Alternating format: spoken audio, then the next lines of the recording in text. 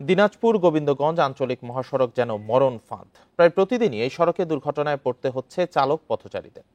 গত 7 মাসে প্রাণ গেল অর্ধ শতাধিক, আহত 2 শতাধিক। যানবাহনের চাপ, অপ্রশস্ত সড়ক এবং বেপরোয়া গতির কারণেই এসব ঘটনা।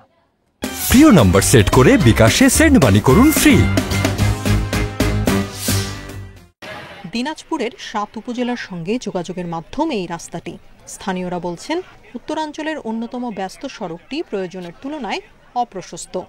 পাশাপাশি নসিমন, ভটভটি সহ বিভিন্ন ধরনের নিষিদ্ধ যানবাহনের বেপরোয়া গতি বাড়িয়েছে দুর্ঘটনার ঝুঁকি। ছোট গাড়িগুলো আপনার রাস্তার সাইড দিয়ে চলে, ওভার স্পিড একটা গাড়ি আসলে তখন এই ছোট গাড়িটার জন্য আরেক গাড়ির সাথে মুখামুখি চাপাচাপির কারণে সংঘর্ষ হয়ে যায়। 40 কিলোর উপরে যাইতে পারবে না, কিন্তু সেখানে দেখেন 80-90 কিলো ড্রাইভাররা চালাচ্ছে।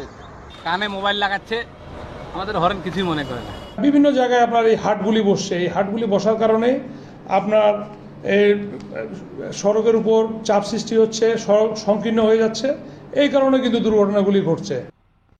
দিনাজপুর থেকে গাইবান্ধার গোবিন্দগঞ্জ পর্যন্ত 107 কিলোমিটার দৈর্ঘ্যের এই সড়ক। যোগাযোগের গুরুত্বপূর্ণ এই সড়কটি 4 লেনে উন্নীতকরণ জরুরি বলছে সড়ক বিভাগও। 4 লেন নির্মাণ করার জন্য আমাদের পরিকল্পনা রয়েছে এবং 4 লেন নির্মাণ করার মাধ্যমে ঢাকা থেকে দিনাজপুর অংশ হয়ে পঞ্চগড় এবং ঠাকুরগাঁওয়ে যানবাহন চলাচলের সংখ্যা বৃদ্ধি পাবে। দুর্ঘটনা রোধে ট্রাফিক আইন মেনে চলা, চালক ও তার সহকারীদের পাশাপাশি যাত্রীদের সচেতন হওয়ার পরামর্শ দিয়েছে জেলা প্রশাসন।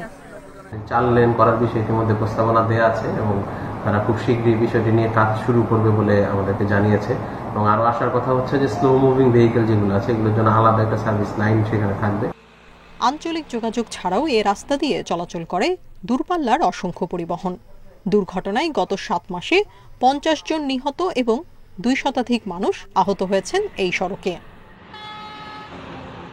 Independent news.